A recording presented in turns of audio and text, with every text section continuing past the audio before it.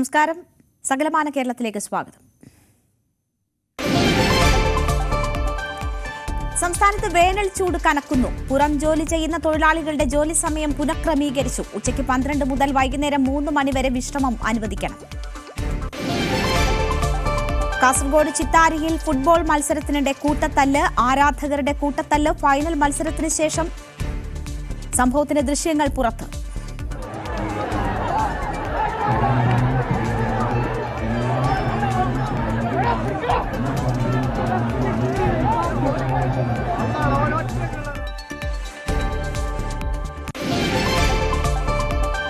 ഹോട്ടലിൽ broasted chicken നൽകിയില്ലെന്നാരോപിച്ച് ജീവനക്കാർക്ക് മർദ്ദനം. കോഴിക്കോട് താമരശ്ശേരിയിൽ ആക്രമണം നടത്തിയത് 5 അംഗ സംഘം. CCTV ദൃശ്യങ്ങൾ പുറത്ത്. ആലുവയിൽ യുവതിയെ പെട്രോൾ ഒഴിച്ച് കത്തിക്കാൻ ശ്രമിച്ച കേസിലെ പ്രതി പിടിയിലായത് മുപ്പത്തടം സ്വദേശി അലി. യുവതി രക്ഷപ്പെട്ടത് സമീപത്തെ കടയിൽ ഓടിക്കയറി. വടകരയിൽ കാറിടിച്ച് 9 വയസ്സുകാരി കോമയിലായ സംഭവത്തിൽ പ്രതി ഷൈജിലിന് ജാമ്യം നൽകിയത് വടകര ഫസ്റ്റ് ക്ലാസ് മജിസ്ട്രേറ്റ് കോടതി. പാലോട് സ്വദേശിയായ ബാബുവിന്റെ മരണം കാട്ടാനയുടെ ആക്രമണത്തിൽ തന്നെയെന്ന് സ്ഥിരീകരണം. ഇടുക്കി പെരുവന്താനത്ത് കാട്ടാന ആക്രമണത്തിൽ മരിച്ച സോഫിയയുടെ മൃതദേഹം ഖബറടക്കി. വയനാട് നൂൽപ്പുഴയിൽ കാട്ടാന ആക്രമണത്തിൽ ആദിവാസി യുവാവ് കൊല്ലപ്പെട്ടു. മലപ്പുറം കരുവാരക്കുണ്ടിൽ കാട്ടുപന്നി ആക്രമണത്തിൽ വീട്ടമ്മയ്ക്ക് പരിക്ക്. പോലീസ് സാന്നിധ്യം സ്ഥിരീകരിച്ച കോഴിക്കോട് കാരശ്ശേരിയിൽ വനം വകുപ്പ് ക്യാമറ സ്ഥാപിച്ചു.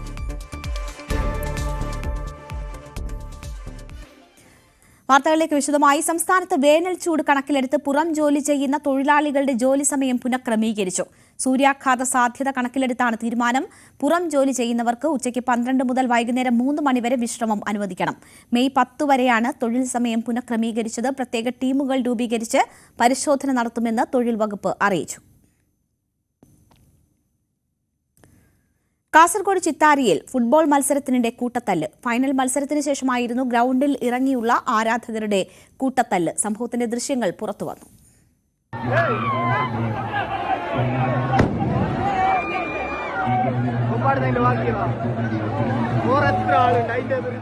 Chithari Haseena arts and sports club സംഘടിപ്പിച്ച ഫുട്ബോൾ ടൂർണമെന്റിനിടെയാണ് കൂട്ടത്തല്ല്.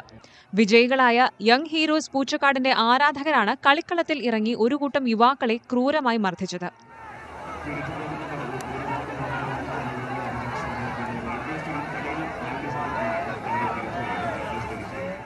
നിസ്സാരമായ വാക്കുതർക്കമാണ് കൂട്ടത്തല്ലിൽ കലാശിച്ചത്.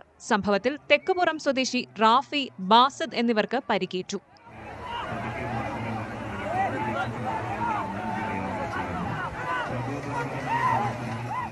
ഇതിന് തുടർച്ചയായി പൂച്ചക്കാട് റഹ്മത്ത് റോഡിലെ KM ഫൈസലിന്റെ വീടിന് നേരെ ഒരു സംഘം തീയിട്ടു. 2 ബൈക്കുകളിലായി എത്തിയ സംഘം പെട്രോൾ ഒഴിച്ചാണ് വീടിന് തീയിട്ടത്. സംഭവ സമയം ഫൈസലിന്റെ ഭാര്യയും മക്കളും മാത്രമാണ് വീട്ടിലുണ്ടായിരുന്നത്. 3 ലക്ഷത്തിലധികം രൂപയുടെ നാശനഷ്ടമുണ്ടായി. യുവാക്കളെ മർദ്ദിച്ച സംഘത്തിൽ ഫൈസൽ ഉൾപ്പെട്ടതായി സൂചനയുണ്ട്.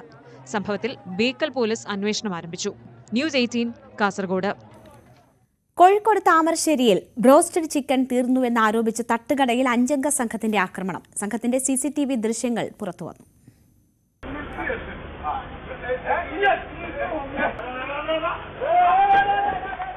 താമരശ്ശേരി ചെക്ക് പോസ്റ്റിന് സമീപം പ്രവർത്തിക്കുന്ന ടേക്ക് എ ബ്രേക്ക് എന്ന സ്ഥാപനത്തിൽ രാത്രി 12 മണിയോടെയായിരുന്നു സംഭവം. 5 അംഗ സംഘം കടയിലെത്തി ബ്രോസ്റ്റഡ് ചിക്കൻ ഉണ്ടോ എന്ന് ചോദിച്ചു. തീർന്നുപോയെന്ന് പറഞ്ഞപ്പോൾ പ്രകോപിതരായ സംഘം കടയുടമ സയ്യിദിനെയും ജീവനക്കാരൻ മെഹദി ആലത്തിനെയും മർദ്ദിക്കുകയായിരുന്നു.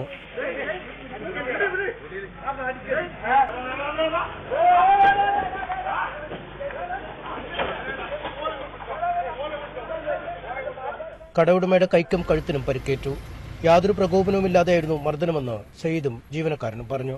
ഇവിടെ വന്ന് ഒരു 12:30 മണിയായപ്പം ബ്രോസ്റ്റഡ് ഉണ്ടോയെന്ന് ചോദിച്ച് അതില്ല എന്ന് പറഞ്ഞു. അപ്പോൾ എന്തുകൊണ്ട് തീർന്നതെന്ന് ചോദിച്ചിട്ടാണ് നമ്മൾ ഉപദ്രവിക്കാൻ വന്നത്. ഒരുപാട് മേലോ ഒന്നായിട്ട് വേദനയാക്കി എൻ്റെ കൈയും കാലും വന്നിട്ട് വളരെ ബുദ്ധിമുട്ടാവുന്നുണ്ട് എനിക്ക് നിൽക്കാൻ തന്നെ. താമരശ്ശേരി പോലീസ് കേസെടുത്ത് അന്വേഷണം ആരംഭിച്ചു. ന്യൂസ് 18 കോഴിക്കോട്. ആലുവയിൽ യുവതിയെ പെട്രോൾ ഒഴിച്ച് കത്തിക്കാൻ ശ്രമിച്ച കേസിലെ പ്രതി പിടിയിൽ. ആലുവ മുപ്പത്തടം സ്വദേശി അലിയാണ് പിടിയിലായത്. ചൂണ്ടി സ്വദേശി ടെസിക്ക് നേരെയാണ് ഇയാൾ പെട്രോൾ ഒഴിച്ചത്. സ്കൂട്ടറിൽ വന്ന യുവതിക്ക് മേൽ പെട്രോൾ ഒഴിക്കുകയും കത്തി കാട്ടി ഭീഷണിപ്പെടുത്തുകയും ചെയ്തെന്നാണ് പരാതി. UC കോളേജിന് സമീപം കച്ചേരിക്കടവ് റോഡിൽ വെച്ചാണ് സംഭവം. യുവതി സമീപത്തെ കടയിൽ ഓടിക്കയറിയതുകൊണ്ടാണ് രക്ഷപ്പെട്ടത്. പ്രതിക്കെതിരെ കൊലപാതക ശ്രമം അടക്കമുള്ള വകുപ്പ് ചുമത്തി. കാസർഗോഡ് വീട്ടിലെത്തിയ SIM സംഘവും ആളുമാറി അച്ഛനെയും മകളും ഉൾപ്പെടെയുള്ളവരെ മർദ്ദിച്ചെന്ന് പരാതി. ബേക്കൽ പോലീസിനെതിരെ കുടുംബം പരാതിയുമായി രംഗത്തെത്തി. സർജറി കഴിഞ്ഞയാളാണെന്ന് പറഞ്ഞിട്ടും മർദ്ദിച്ചുവെന്ന് കുടുംബം ആരോപിക്കുന്നു. ബേക്കൽ SI അജയ് S മേനോനെതിരെയാണ് പരാതി. വീട്ടിലെത്തിയ SIM സംഘവും അച്ഛൻ BK കണ്ണൻ, മകൾ സിനിജ, ബന്ധു ഷീല എന്നിവരെ ക്രൂരമായി മർദ്ദിച്ചതായാണ് പരാതി. ആളുമാറിയാണ് മർദ്ദനമെന്ന് കുടുംബം പറയുന്നു. മർദ്ദനത്തെ തുടർന്ന് 5 ദിവസം കാഞ്ഞങ്ങാട് ജില്ലാ ആശുപത്രിയിൽ ചികിത്സയിലായിരുന്നു BK കണ്ണൻ. ജീപ്പിലൊക്കെ വലിച്ചു കയറ്റാൻ ആടുന്ന് ചങ്ക് പിടിച്ചിട്ട് അന്നേരം മോള് ഇടപെട്ട് കരച്ചിലും പിന്നെ ഭീകര അന്തരീക്ഷം ഇവിടുന്ന് ആ പരിസരവാസികൾ ഫുള്ള് വന്ന് ഇവരെ കരച്ചിൽ കയറ്റിയിട്ടുണ്ട്.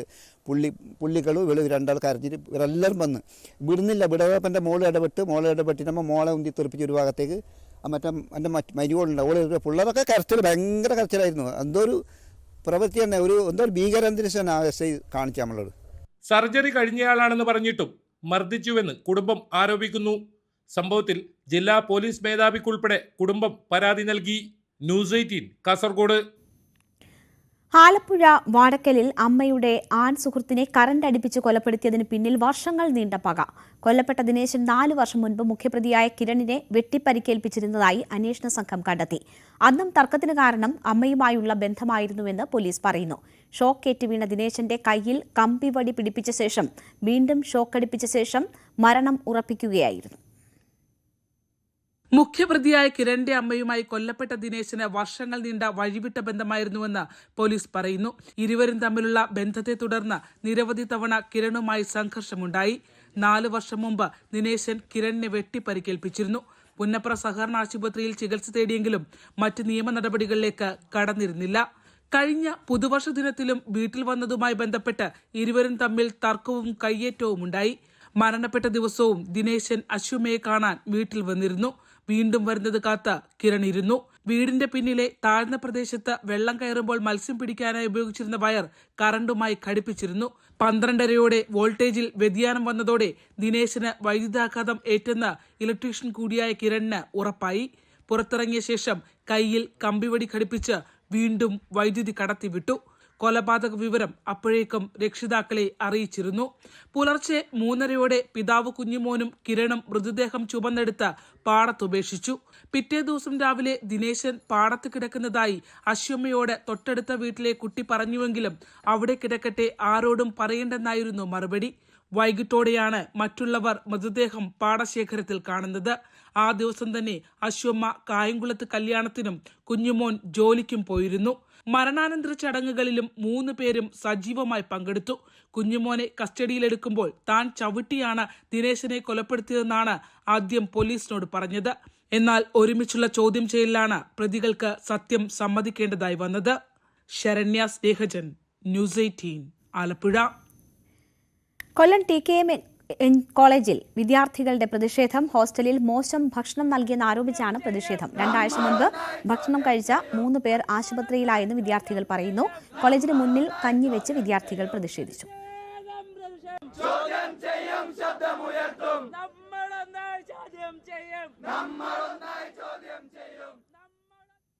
തിരുവനന്തപുരം വിഴിഞ്ഞത്ത് ഭാര്യയെയും ഇരട്ടക്കുട്ടികളെയും പുറത്താക്കി വീട് പൂട്ടിപ്പോയ സംഭവത്തിൽ കോടതിയുടെ ഇടപെടൽ. നെയ്യാറ്റിൻകര കോടതി ഇടപെട്ടതിനെ തുടർന്ന് വിഴിഞ്ഞം പോലീസ് പൂട്ട് പൊളിച്ച് ഇവരെ വീടിനുള്ളിൽ പ്രവേശിപ്പിച്ചു. കഴിഞ്ഞ വെള്ളിയാഴ്ചയാണ് കേസിനാസ്പദമായ സംഭവം. 8 വർഷം മുൻപായിരുന്നു വിഴിഞ്ഞം സ്വദേശി അജിത് റോബിൻസണും തിരുപ്പുറം സ്വദേശി നീതുവും വിവാഹിതരായത്. ഇവരുടെ 5 വയസ്സുള്ള ഇരട്ടക്കുട്ടികളിൽ ഒരാൾ വൃക്കരോഗിയാണ്. അജിത്തും നീതുവും ഏറെ നാളായി സ്വരച്ചേർച്ചയിലായിരുന്നില്ല. മുൻപ് അലൂമിനിയം ഫാബ്രിക്കേഷൻ ജോലി ചെയ്തിരുന്ന അജിത്തിന് പിന്നീട് സർക്കാർ ജോലി ലഭിച്ചു. ഇതോടെ കൂടുതൽ സ്ത്രീധനമടക്കം ആവശ്യപ്പെട്ടു തുടങ്ങിയതായാണ് നീതുവിന്റെ പരാതി. ഗാർഹിക പീഡന കേസും കോടതിയിലാണ്. കോടതിയിൽ നിന്നും പ്രൊട്ടക്ഷൻ ഓർഡർ നേടുകയും ചെയ്തു. കഴിഞ്ഞ വെള്ളിയാഴ്ച കോടതിയിൽ പോയി മടങ്ങിയെത്തവെയാണ് അജിത്ത് വീടിന്റെ ഗേറ്റ് പൂട്ടിയിട്ടത്. ഇതോടെ നീതുവും കുട്ടികളും വിഴിഞ്ഞം പോലീസ് സ്റ്റേഷനിൽ അഭയം തേടി. പരാതിയെ തുടർന്ന് കോടതി ഉത്തരവ് ലംഘിച്ചതിനും ബാലനീതി വകുപ്പ് പ്രകാരവും അജിത്തിനെതിരെ കേസെടുത്തു. ഇന്നലെ രാത്രി 7:30 വിഴിഞ്ഞം പോലീസാണ് ഗേറ്റിന്റെ പൂട്ട് പൊളിച്ച് ഇവരെ അകത്ത് കയറ്റിയത്.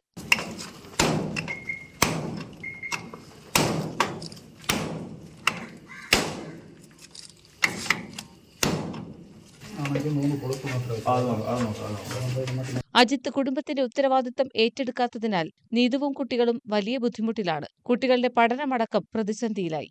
ന്യൂസ് 18 തിരുവനന്തപുരം. കോഴിക്കോട് ജില്ലയിൽ സ്വർണ്ണ നിക്ഷേപ പദ്ധതിയുടെ മറവിൽ തട്ടിപ്പ് നടന്നതായി പരാതി. ജ്വല്ലറി തട്ടിപ്പിനിരയായ 100-ലേറെ പേരാണ് വടകരയിൽ പോലീസ് സ്റ്റേഷൻ കയറിയിറങ്ങുന്നത്. മാസങ്ങൾക്ക് മുൻപ് നൽകിയ പരാതികളിൽ കേസെടുത്തെങ്കിലും തട്ടിപ്പ് നടത്തിയവർ വിദേശത്തെന്ന് പറഞ്ഞാണ് പോലീസ് തുടർ നടപടി വൈകിപ്പിക്കുന്നത്. നിക്ഷേപകർക്ക് നഷ്ടമായത് 9.5 കോടി രൂപയാണ്. Apollo jewellery, Apollo gold investment സ്കീമുകളിൽ നിക്ഷേപിച്ചവർക്കാണ് പണം നഷ്ടമായത്. ഇരകൾ കർമ്മസമിതി രൂപീകരിച്ച് പ്രക്ഷോഭരംഗത്തിറങ്ങിയെങ്കിലും ജ്വല്ലറി നടത്തിയവർ വിദേശത്ത് കടന്നതോടെ അന്വേഷണം വഴിമുട്ടി. വടകര പോലീസ് നിക്ഷേപ തട്ടിപ്പുമായി ബന്ധപ്പെട്ട് 102 കേസുകൾ രജിസ്റ്റർ ചെയ്തു. നിലവിൽ ക്രൈംബ്രാഞ്ചാണ് കേസ് അന്വേഷിക്കുന്നത്. വടകര പോലീസ് ഇതിനകം 55 കേസുകൾ ക്രൈംബ്രാഞ്ചിന് കൈമാറി. ഓരോ നിക്ഷേപകനും 1 ലക്ഷം മുതൽ 50 ലക്ഷം രൂപ വരെ നഷ്ടമായിട്ടുണ്ട്. ജ്വല്ലറിയിൽ നിക്ഷേപിക്കുന്ന പണത്തിന് ഉയർന്ന ലാഭവിഹിതം വാഗ്ദാനം നൽകിയിരുന്നു. മോഹന വാഗ്ദാനങ്ങളിൽപ്പെട്ടാണ് പലരും പണം നിക്ഷേപിച്ചത്. ആദ്യഘട്ടത്തിൽ നിക്ഷേപകർക്ക് ലാഭവിഹിതം ലഭിച്ചിരുന്നു. ഇതോടെ പലരും കൂടുതൽ പണം നിക്ഷേപിക്കുകയുണ്ടായി. ജ്വല്ലറി ഉടമകളുടെ മറ്റു സ്ഥാപനങ്ങളിൽ നിക്ഷേപം നടത്തിയവരുമുണ്ട്. കൊണ്ടുപോയതാ എൻ്റെ മോളെ മോക്ക് സ്വർണം വാങ്ങേണ്ടിയിട്ട് കൊണ്ടുപോയത്. അപ്പോൾ ഓരോ അറിഞ്ഞ് നിങ്ങൾക്ക് നമ്മൾ 1000 ഉറുപ്പ്യ മാസം വെച്ചിട്ട് തരാം, പിന്നെ 1 ലക്ഷത്തിന് 1000 ഉറുപ്പ്യ വെച്ചിട്ട് തരാമെന്ന് പറഞ്ഞുകൊണ്ടാണ് അവിടെ ഇട്ട്. പിന്നെ സ്വർണം വാങ്ങാൻ ചെന്നേരം ഓല് തന്നില്ല. പിന്നെ ഒരു 21 വരെ തന്നിക്ക്. പിന്നെ ഓല് പിന്നെ ഒറ്റ പൈസയും തന്നിക്കില്ല, മുതലും ഇല്ല ലാഭവും ഇല്ല, ഒന്നും അതിൻ്റെ ഡിവൻഡ് തരാമെന്ന് പറഞ്ഞിട്ട് തന്നിക്കൂല. നമ്മളത് അങ്ങനെ തന്നെ സ്ഥലമെല്ലാം വിറ്റിട്ട് 10-40 ലക്ഷം കൊടുത്തിന്. ഇങ്ങനെ തന്നെ ഒന്നും ഓരോരുത്തരെ മക്കളെ 2 മക്കളതും എൻ്റെതും എൻ്റെ ഭർത്താവിൻ്റെത് കൊടുത്തത്. എന്നിട്ട് ഒന്നും അന്നേരം കുറച്ച് തന്നിന്, പിന്നെ ഇപ്പോൾ ഒന്നും തരത്തില്ല. പ്രതികളിൽ പ്രമുഖർ വിദേശത്തേക്ക് കടന്നതാണ് അന്വേഷണത്തെ ബാധിച്ചതെന്നാണ് പോലീസ് കേന്ദ്രങ്ങൾ വിശദീകരിക്കുന്നത്. ഭൂമി വിറ്റതും മക്കളെ വിവാഹം ചെയ്തയക്കാനും മറ്റുമായി സ്വരൂപിച്ച പണം നഷ്ടപ്പെട്ടവർ നിരവധി പേരുണ്ട്. ജ്വല്ലറി തട്ടിപ്പുമായി ബന്ധപ്പെട്ട് മധ്യസ്ഥ ശ്രമങ്ങൾ ഇതിനകം നടന്നിരുന്നു. പണം ലഭിക്കുമെന്ന ഉറപ്പിൽ പരാതിയുമായി മുന്നോട്ടു പോകാതെ നിൽക്കുന്നവരുമുണ്ട്. നിക്ഷേപകർക്ക് കോടികൾ നഷ്ടപ്പെട്ട കേസിൽ തുമ്പാവാത്തതിനാൽ അന്വേഷണം മറ്റ് ഏജൻസികളെ ഏൽപ്പിക്കണമെന്ന ആവശ്യവും ശക്തമാണ്. ന്യൂസ് 18 വടകര. വടകരയിൽ കാറിടിച്ച് 9 വയസ്സുകാരി ദൃശാന കോമയിലായ സംഭവത്തിൽ പ്രതി ഷൈജിലിന് ജാമ്യം. വടകര ഫസ്റ്റ് ക്ലാസ് മജിസ്ട്രേറ്റ് കോടതിയാണ് ജാമ്യം അനുവദിച്ചത്. അശ്രദ്ധ മൂലമുണ്ടായ മരണത്തിന് IPC 304A പ്രകാരമുള്ള കേസിലാണ് ജാമ്യം. വ്യാജരേഖ ചമച്ച് ഇൻഷുറൻസ് തുക തട്ടിയ കേസിൽ ഷൈജിലിന് നേരത്തെ ഹൈക്കോടതി മുൻകൂർ ജാമ്യം നൽകിയിരുന്നു. പാലോട് സ്വദേശി ബാബുവിന്റെ മരണം കാട്ടാനയുടെ ആക്രമണത്തിലാണെന്ന് സ്ഥിരീകരിച്ചു. പാലോട് മങ്കയം അടിപ്പറമ്പ് വനത്തിൽ കഴിഞ്ഞ ദിവസമാണ് മൃതദേഹം കണ്ടെത്തിയത്. മൃതദേഹത്തിന് 5 ദിവസത്തെ പഴക്കമുണ്ടായിരുന്നു. പാലോട് പോലീസും വനംവകുപ്പും ഉദ്യോഗസ്ഥരും നടത്തിയ പരിശോധനയിലാണ് കാട്ടാനയുടെ ആക്രമണത്തിലാണ് മരണമെന്ന് സ്ഥിരീകരിച്ചത്. ജോലിക്ക് പോയ ബാബുവിനെ കാണാതായതിനെ തുടർന്ന് നടത്തിയ അന്വേഷണത്തിലാണ് മൃതദേഹം കണ്ടെത്തിയത്. കാട്ടാനയും കാട്ടുപോത്തുമുള്ള സ്ഥലത്താണ് ബാബുവിന്റെ മൃതദേഹം കണ്ടത്. മൃതദേഹം നടപടിക്രമങ്ങൾ പൂർത്തിയാക്കി ആശുപത്രിയിലേക്ക് മാറ്റി. ഇടുക്കി മൂന്നാർ ലോക്കാട് എസ്റ്റേറ്റ് കാട്ടാനക്കൂട്ടം ഇറങ്ങി. ഇന്നലെ രാത്രിയോടെയാണ് കുട്ടിയാനയ്ക്കൊപ്പം കാട്ടാനക്കൂട്ടം എസ്റ്റേറ്റിൽ ഇറങ്ങിയത്. എസ്റ്റേറ്റ് ബംഗ്ലാവ് തകർത്തു. കഴിഞ്ഞ ദിവസങ്ങളിൽ മൂന്നാർ കുറ്റവാരിയിലും ഗൂഡാർവിള എസ്റ്റേറ്റിലും സൈലന്റ് വാലി എസ്റ്റേറ്റിലും ഇതേ കാട്ടാനക്കൂട്ടം എത്തിയിരുന്നു. മലപ്പുറം കരുവാരക്കുണ്ട് കാട്ടുപന്നി ആക്രമണത്തിൽ വീട്ടമ്മയ്ക്ക് പരിക്കേറ്റു. കരുവാരക്കുണ്ട് ചുള്ളിയോട്ട് പ്ലാത്തോട്ടത്തിൽ ഏലിയാമ്മയ്ക്കാണ് പരിക്കേറ്റത്. തലയ്ക്കും കൈക്കും പരിക്കേറ്റ ഇവരെ മഞ്ചേരി മെഡിക്കൽ കോളേജ് ആശുപത്രിയിൽ പ്രവേശിപ്പിച്ചു. രാവിലെ 10:30 സംഭവം. പശുവിന് കഞ്ഞിവെള്ളം നൽകുന്നതിനായി പുറത്തിറങ്ങിയ ഏലിയാമ്മയെ കാട്ടുപന്നി ഇടിച്ചു വീഴ്ത്തുകയായിരുന്നു. പുലി സാന്നിധ്യം സ്ഥിരീകരിച്ച കോഴിക്കോട് കാരശ്ശേരി പഞ്ചായത്തിലെ വല്ലത്തായിപ്പാറയിൽ വനംവകുപ്പ് ക്യാമറ സ്ഥാപിച്ചു. കഴിഞ്ഞ ദിവസം പുലർച്ചെ ഓട്ടോ ഡ്രൈവറാണ് പുലിയെ കണ്ടത്. പ്രദേശത്ത് നേരത്തെയും പുലിയെ കണ്ടിരുന്നു. 2 ദിവസം മുൻപ് പ്രദേശത്ത് നായയെ കാണാതായിരുന്നു. കോതമംഗലം പുന്നേക്കാട് വീട്ടിലെ ശുചിമുറിയിൽ നിന്ന് രാജവെമ്പാലയെ പിടികൂടി. കൊണ്ടിമറ്റം സ്വദേശിയുടെ വീട്ടിൽ നിന്നാണ് രാജവെമ്പാലയെ പിടികൂടിയത്. പാമ്പ് പിടുത്ത വിദഗ്ധൻ ജുവൽ ജൂഡി പാമ്പിനെ പിടികൂടി വനപാലകർക്ക് കൈമാറി. വന്യജീവി ശല്യം രൂക്ഷമായ കോഴിക്കോട് കൂടരഞ്ഞിയിൽ പ്രതിഷേധം സംഘടിപ്പിച്ചു. RJD കൂടരഞ്ഞി പഞ്ചായത്ത് കമ്മിറ്റിയുടെ നേതൃത്വത്തിലായിരുന്നു പ്രതിഷേധം.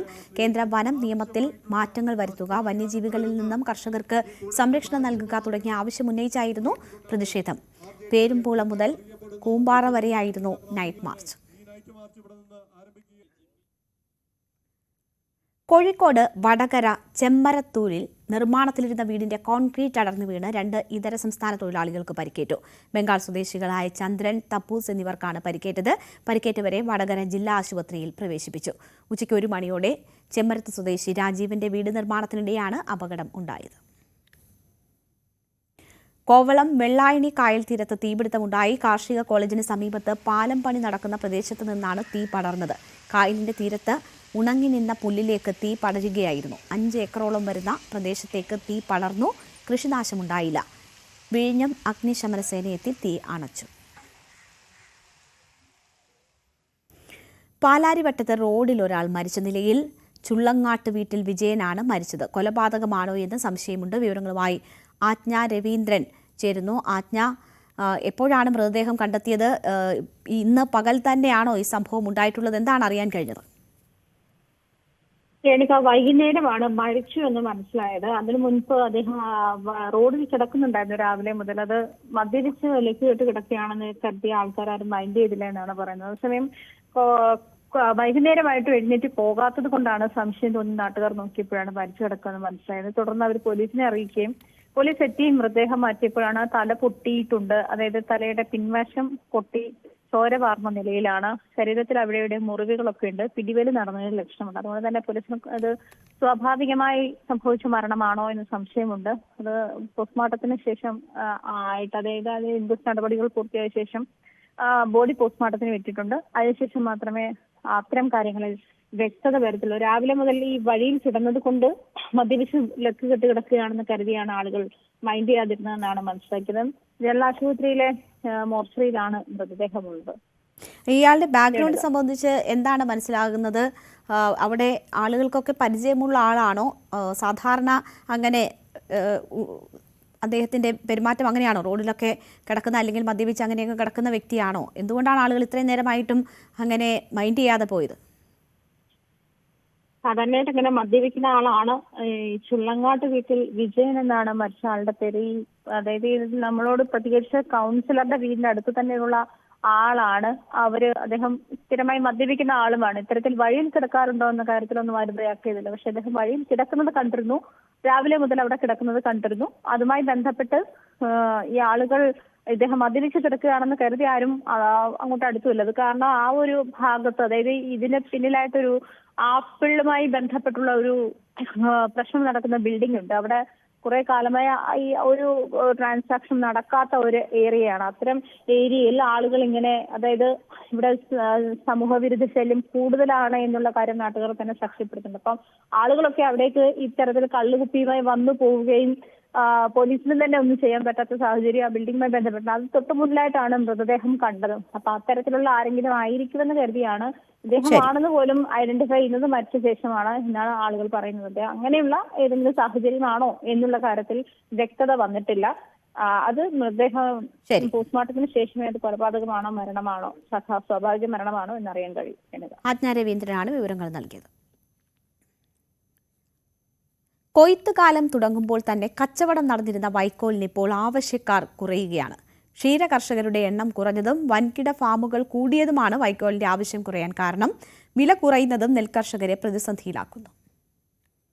തൃത്താല മേഖലയിലെ കൊയ്ത്തു കഴിഞ്ഞ പാടങ്ങളിലെ കാഴ്ചയാണിത്. ആവശ്യക്കാർ കുറഞ്ഞതോടെ പാടങ്ങളിൽ വൈക്കോൽ കെട്ടുകൾ കൂട്ടിയിട്ടേക്കുന്നു. നെല്ലിനൊപ്പം വൈക്കോൽ കൂടി വിറ്റാൽ മാത്രമേ കർഷകർക്ക് മുടക്കുമുതലെങ്കിലും കിട്ടൂ. മുൻ വർഷങ്ങളിൽ വൈക്കോലിനായി പാടശേഖരങ്ങളിലേക്ക് ധാരാളം ആവശ്യക്കാർ എത്തിയിരുന്നു. എന്നാൽ ഒരു കെട്ടിന് 160 രൂപ വരെ ലഭിച്ചിരുന്ന സ്ഥാനത്ത് ഇപ്പോൾ 100 രൂപയും അതിൽ കുറഞ്ഞുമൊക്കെയുമാണ് വിൽപ്പന. മെഷീൻ കൊയ്ത്ത് കഴിഞ്ഞ പാടങ്ങളിലെ വൈക്കോൽ യന്ത്രം ഉപയോഗിച്ച് കെട്ടുന്നതിന് 40 രൂപ നൽകണം. കെട്ടാനുള്ള പണം കഴിച്ചാൽ നിസ്സാര വില മാത്രമാണ് കർഷകർക്ക് ലഭിക്കുന്നത്. ഈ പ്രദേശത്ത് കുറച്ച് പന്നിശല്യം കമ്മിയുണ്ട്. പക്ഷെ ആ റോഡ് സൈഡില് ആ കാങ്കപ്പുഴ റോഡിന്റെ സൈഡിൽ നല്ല പന്നിശല്യം ഉണ്ടായിട്ടുണ്ട്. ഈ കൃഷി അവിടെ കൊയ്യുന്നതിന്റെ മുമ്പായിട്ട് ഒരുപാട് കണ്ടത്തിൽ ഇറങ്ങിയിട്ട് നാശാക്കിയിട്ട് വൈക്കോല് കിട്ടാത്ത അവസ്ഥ വന്നിട്ടുണ്ട്. ഒരു ഏക്കറിൽ ഒരു 84, ഒരു 85, 90 അടുത്ത് വൈക്കോൽ കെട്ടുകൾ ഒരു ഏക്കറയിൽ കിട്ടും. അതിപ്പോ 45-50 മാറിയിരിക്കുക. കാരണം ഈ പന്നിശല്യം കാരണം പന്നി പാടത്ത് കിടന്ന് ഉരുണ്ട് കളിച്ചിട്ട് സമയത്ത് മറ്റേ ആവശ്യമുള്ള വൈക്കോലുകൾ പണ്ട് കിട്ടിയിട്ട് മാതിരി കിട്ടാറില്ല. അത് നല്ലൊരു പ്രശ്നമാണ് ഈ പന്നിശല്യം. വന്യമൃഗങ്ങളുടെ ആക്രമണവും വിലയിടിവും ഉൽപാദനച്ചെലവും എല്ലാം വലയ്ക്കുമ്പോഴാണ് വൈക്കോലിനും വില കിട്ടാത്തത്. ഈ കൊല്ലം എനിക്ക് പകുതി നഷ്ടമാണ് അതുപോലെ. വൈക്കോല് 5-8 കെട്ട് 80 കെട്ട് വൈക്കോലിൻ്റെ ഇപ്പോൾ ആകെ 60-65 കെട്ട് വൈക്കോലേ ഉള്ളൂ. നെല്ലാച്ച അതും കുറവ്. നെല്ല് പറഞ്ഞിട്ട് ഇത് കതിര് വരുന്ന സമയത്തല്ലേ മറിച്ചിടുന്നത്. പിന്നെ ഇവിടുന്ന് ഇത് ഉണ്ടാവുക. പഞ്ചായത്തിൽ പോയി പറഞ്ഞപ്പോൾ പറഞ്ഞ് അത് അങ്ങനെയാണ് ഇതിങ്ങനെയാണ്, പിന്നെ ഒരു കേസ് തന്നെ എടുക്കുകയാണ് എന്നാണ് പറയുന്നത്. വിറ്റുപോകും മുമ്പ് വേനൽ മഴ എത്തിയാൽ പാടശേഖരങ്ങളിലുള്ള വൈക്കോൽ നശിക്കും. ഈർപ്പമില്ലാതെ വൈക്കോൽ കെട്ട് സൂക്ഷിച്ചു വച്ചാൽ മഴക്കാലത്ത് വില ലഭിക്കാറുണ്ട്. പക്ഷെ 100 കെട്ട് വൈക്കോൽ സൂക്ഷിച്ചു വയ്ക്കാൻ പണിയേറെയെന്നാണ് കർഷകർ പറയുന്നത്. നെല്ല് സംഭരിക്കുന്നത് പോലെ വൈക്കോലും സംഭരിക്കാൻ സർക്കാർ തലത്തിൽ ഇടപെടലുകൾ ഉണ്ടാവണമെന്നും ഇടനിലക്കാരുടെ ചൂഷണം ഒഴിവാക്കണമെന്നുമാണ് കർഷകരുടെ ആവശ്യം. ന്യൂസ് 18 തൃത്താല. സർക്കാർ എത്ര ശമ്പളം നൽകിയാലും ചില ഉദ്യോഗസ്ഥർക്ക് മതിയാവില്ല. കിമ്പളവും മാസപ്പടിയും കൃത്യമായി കിട്ടിയെങ്കിലേ ജോലി ചെയ്യാനാകൂ എന്ന് വാശി പിടിച്ചാൽ എന്തു ചെയ്യും? കൊല്ലം മുളവനയിലെ താലൂക്ക് സർവേയർ വിജിലൻസിന്റെ പിടിയിലായത് കൈക്കൂലി വാങ്ങുന്നതിനിടെയാണ്. വസ്തു അളന്ന് തിട്ടപ്പെടുത്തി നൽകുന്നതിന് വേണ്ടിയായിരുന്നു ഇയാൾ കൈക്കൂലി ആവശ്യപ്പെട്ടത്. കൊട്ടാരക്കര പവിത്രേശ്വരം പൊരിക്കൽ സ്വദേശിയും ഫസ്റ്റ് ഗ്രേഡ് സർവേയറുമായ അനിൽകുമാറാണ് വിജിലൻസിന്റെ പിടിയിലായത്. അഞ്ചൽ സ്വദേശിയുടെ മുളവനയിലുള്ള കുടുംബവസ്തുവിൽ 3 സെന്റ് അളന്ന് തിട്ടപ്പെടുത്തുന്നതിനായി അപേക്ഷ നൽകി. കളക്ടറുടെ കയ്യിൽ നിന്ന് സ്പെഷ്യൽ ഓർഡറും വാങ്ങിയിരുന്നു. എന്നാൽ വസ്തു അളക്കുന്നതിന് വീണ്ടും കാലതാമസം നേരിട്ടതിനെ തുടർന്ന് ഉദ്യോഗസ്ഥരുമായി ബന്ധപ്പെട്ടപ്പോഴാണ് 3000 രൂപ കൈക്കൂലി ആവശ്യപ്പെട്ടത്. തുടർന്ന് അഞ്ചൽ സ്വദേശി വിജിലൻസിനെ വിവരമറിയിക്കുകയായിരുന്നു. തുടർന്ന് ഇന്നലെ 11 മണിയോടെ ഫസ്റ്റ് ഗ്രേഡ് സർവേയർ അനിൽകുമാറും ഉദ്യോഗസ്ഥരും മുളവനയിലെത്തി. വസ്തു അളക്കുന്നതിന് മുന്നേ പണം ആവശ്യപ്പെടുകയും വിജിലൻസ് നൽകിയ പണം ഉദ്യോഗസ്ഥന് കൈമാറുകയും ചെയ്തു. സംഭവസ്ഥലത്ത് തന്നെ ഉണ്ടായിരുന്ന വിജിലൻസ് ഉദ്യോഗസ്ഥർ അനിൽകുമാറിനെ കയ്യോടെ പിടികൂടുകയായിരുന്നു. ഉദ്യോഗസ്ഥർ മേൽ നടപടികൾ സ്വീകരിച്ചു. News 18 Kottarakkara. Kannur corporation councillor P K. രാഗേഷിന്റെ വീട്ടിൽ വിജിലൻസ് പരിശോധന. അനധികൃത സ്വത്ത് സമ്പാദന പരാതിയിലാണ് പരിശോധന. കോർപ്പറേഷനിലെ രാഗേഷിന്റെ ഓഫീസിലും പരിശോധനയുണ്ട്. വിജിലൻസ് കോഴിക്കോട് യൂണിറ്റാണ് പരിശോധന നടത്തുന്നത്. കൊല്ലത്ത് മയക്കുമരുന്നുമായി യുവാവ് പിടിയിൽ. കല്ലുംതാഴം സ്വദേശി അജു മൻസൂറാണ് പിടിയിലായത്. കൊല്ലം റൂറൽ ഡാൻസ് ഓഫ് ടീമും കുണ്ടറ പോലീസും ചേർന്നാണ് പിടികൂടിയത്. കോളേജ് വിദ്യാർത്ഥികൾക്ക് വിൽപ്പന നടത്താനായി കൊണ്ടുവന്ന MDMA ആണ് പിടികൂടിയത്. പഴയകാല പാട്ടുപെട്ടികളുടെ ഒരു കാവൽക്കാരനുണ്ട് ഇടുക്കിയിൽ. നെടുങ്കണ്ടം സ്വദേശിയായ വരമ്പകത്ത് KC ചാക്കോ. 1 നൂറ്റാണ്ടിലേറെ പഴക്കമുള്ള ഗ്രാമഫോൺ മുതൽ നിരവധി ഉപകരണങ്ങളാണ് ചാക്കോയുടെ ശേഖരത്തിലുള്ളത്.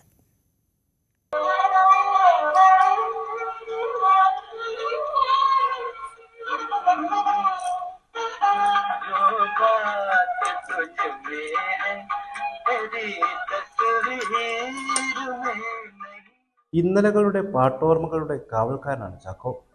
1920 കാലഘട്ടത്തിൽ ഇംഗ്ലണ്ടിൽ നിർമ്മിച്ച ഗ്രാമഫോൺ, 1924 ഗ്രാമഫോൺ പെട്ടി, വാൽവ് ട്രാൻസിസ്റ്റർ റേഡിയോകൾ, വിവിധ റെക്കോർഡ് പ്ലെയറുകൾ തുടങ്ങി പാട്ടുപെട്ടികളുടെ വിവിധ കാലഘട്ടങ്ങളെ പ്രതിനിധീകരിക്കുന്ന നിരവധി ഉപകരണങ്ങൾ ഇവിടെയുണ്ട്. ഫിലിപ്സ്, അക്കായ്, സിമൻസ് എന്നിങ്ങനെ ജനഹൃദയങ്ങൾ കീഴടക്കിയ മിക്ക കമ്പനികളുടെയും പ്ലെയറുകളുടെ ശേഖരം. മിക്കവയും പതിറ്റാണ്ടുകൾ പഴക്കമുള്ളവയാണെങ്കിലും എല്ലാം പ്രവർത്തന സജ്ജമാണ്. ഗ്രാമഫോൺ പെട്ടിയാണ്, ഡക്കാപ്പെട്ടി എന്നതിന് പറയും. ഇത് മെയ്ഡ് ഇൻ ഇംഗ്ലണ്ട് 1924 കമ്പനി പുറത്തിറക്കിയതാണ്. അതിന് ഓരോ ഡിസ്ക് വയ്ക്കുമ്പോഴും നമ്മൾ ഓരോ നീഡിൽ മാറ്റി തരണം. നീഡിൽ മാറ്റിയിട്ടില്ലെങ്കിൽ ആ ഡിസ്ക് ഡാമേജ് ആവും. ഇത് ഇങ്ങനെ കുഴിഞ്ഞു പോകും. ഇത് മുറപ്പെണ്ണ എന്ന സിനിമയിലെ കരയുന്നോ പുഴ ചിരിക്കുന്നു. ഇത് വൈൻഡ് ചെയ്യുമ്പോൾ സ്പ്രിങ് മുറുകുന്നതനുസരിച്ചാണ് ഇത്.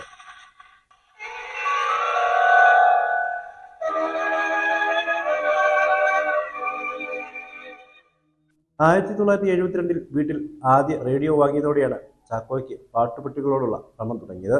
പിന്നീട് സാങ്കേതിക വിദ്യയിലെ മാറ്റങ്ങൾക്കനുസരിച്ച് പുതിയവ വാങ്ങുകയും പഴയകാല ഉപകരണങ്ങൾ വിവിധ മേഖലകളിൽ നിന്ന് ശേഖരിക്കുകയും ചെയ്തു.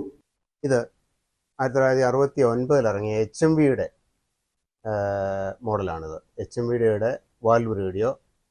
ഇപ്പോൾ ഇത് വർക്കിംഗ് കണ്ടീഷനാണ്. ഇതിന് നമ്മൾ എയറിൽ വേണം, എർത്ത് വേണം.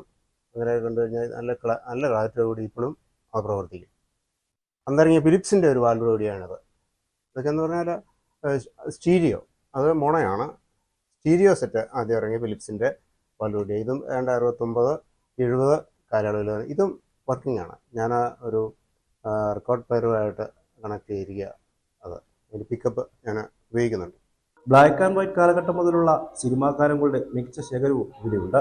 പണ്ടുകാലത്ത് സിനിമാ ആസ്വാദകർക്ക് നൽകിയിരുന്ന പാട്ടുപുസ്തകങ്ങളും ചാക്കോയുടെ ശേഖരത്തിലുണ്ട്. ഇന്നലകളിലെ സിനിമാ ഓർമ്മകളുടെ ഒരു സൂക്ഷിപ്പുകാരൻ കൂടിയാണ് ഇദ്ദേഹം.